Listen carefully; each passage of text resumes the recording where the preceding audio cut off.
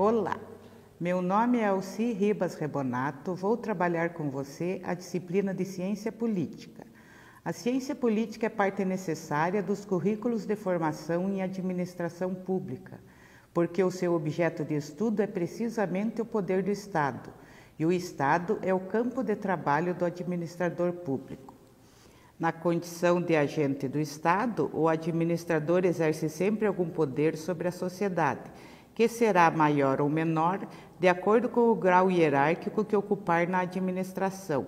Por esta razão, a ciência política tem uma importante contribuição a oferecer ao administrador público em todos os níveis.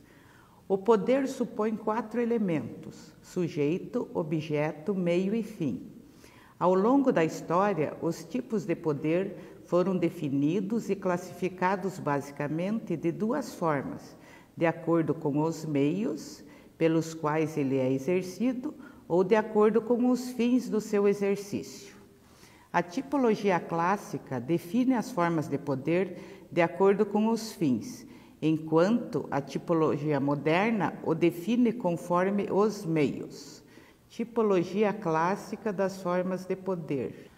Os tipos de poder podem ser paterno, despótico e político. O sujeito, pai, senhor e governantes. Objeto, filho, escravo, governados. E os fins, interesse do objeto, interesse do sujeito e do objeto.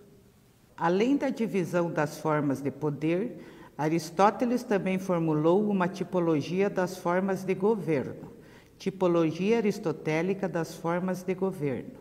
Quantidade de governantes, 1, poucos, muitos. Boa forma de governo exercida no interesse dos governantes e governados, monarquia, aristocracia, politeia. Forma degenerada de governo, exercida apenas no interesse do governante, tirania, oligarquia, democracia. Ao analisar a tipologia das formas de governo de Aristóteles, precisamos ter bem claro que o termo democracia tinha, na antiguidade, um significado muito diferente do que tem hoje. No tempo de Aristóteles, democracia significava tirania da maioria sobre a minoria, mas, a partir do século XX, passou a ser entendido como a maioria que respeita os direitos da minoria. Tipologia moderna das formas de poder. O poder econômico é exercido por todo aquele que se vale da posse de certos bens necessários ou considerados necessários numa situação de escassez, para induzir aqueles que não o possuem a certo comportamento, que pode ser, principalmente, certo tipo de trabalho. O poder ideológico funda-se sobre a influência, que, baseado na influência que as ideias formuladas de certa maneira ou emitidas em certas circunstâncias, por uma pessoa revestida de autoridade e difundidas por certos meios, têm sobre o comportamento dos comandados. O poder político é fundamentado na posse dos instrumentos através dos quais se exerce a força física, isto é, através das armas de qualquer espécie e grau. Essas definições de poder econômico, poder ideológico e poder político nos mostram 2 coisas importantes. A primeira é que o poder ideológico influencia o comportamento dos indivíduos, independentemente do uso da coerção física sobre eles ou da sua necessidade material. E a segunda é que o exercício do poder ideológico sobre os indivíduos também influencia o seu comportamento político e econômico, sem, contudo, se confundir com o poder político e econômico que é exercido sobre eles. É fundamental que você tenha essa diferença em mente para poder compreender o significado e a amplitude do exercício do poder político, que é o objetivo central da nossa matéria ciência política. Pagar impostos, caso um indivíduo deixe de cumprir esta obrigação, pode ter os seus bens arrestados ou ser preso. Cumprir as leis, Caso contrário, o indivíduo pode ser multado, privado de determinados direitos, encarcerado ou mesmo executado, dependendo da legislação de cada país.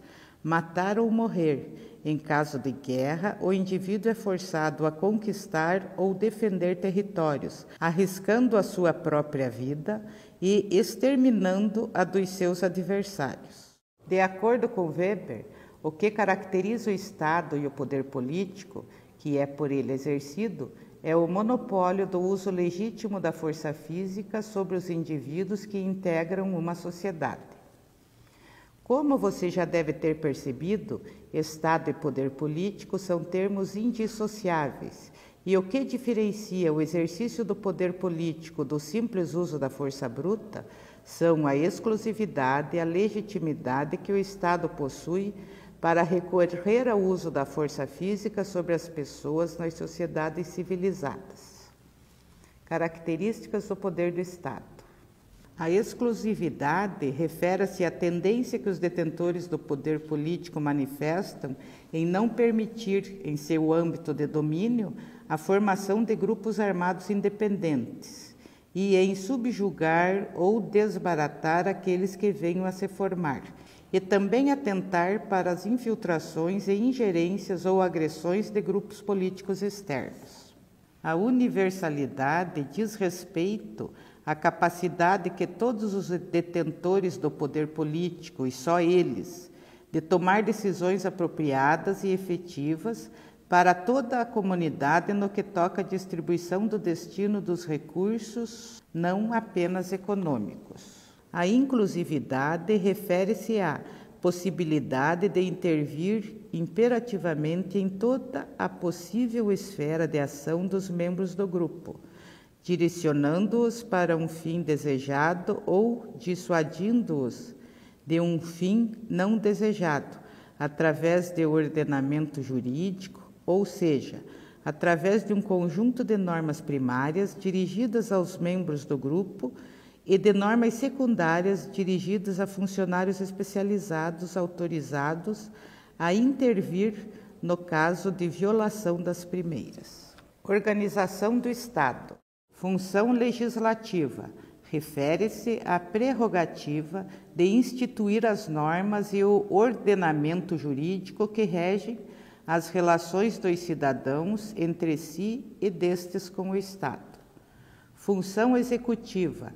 Exerce-se por meio de um conjunto de instrumentos administrativos e coercivos, tendo em vista assegurar o cumprimento das normas. Função jurídica.